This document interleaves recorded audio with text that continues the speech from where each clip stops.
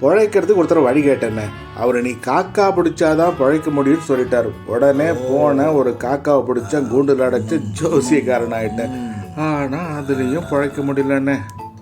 அட மடையா மடையா, சொன்னவன் புட்சாலிடா. இந்த காலத்தில் காக்கா பிடிக்கிறன்னு எதுக்கு சொன்னான்னு உனக்கு புரியல. காக்கா பிடிக்கனா என்னான்னு உனக்கு தெரியல. இதை போய் பிடிச்சின்னு வந்துருக்க, அதுக்கு அர்த்தம் அது கிடையாதுடா. தெரியல, இந்த பெரிய மனுஷன் பின்னாடி 4 பேர் வருவான், கூடவே இருப்பான், ஆமா ஆமான்னு போடுவான் எல்லாத்துக்கும். அவன் தாண்டா காக்கா பிடிக்கிறவன்.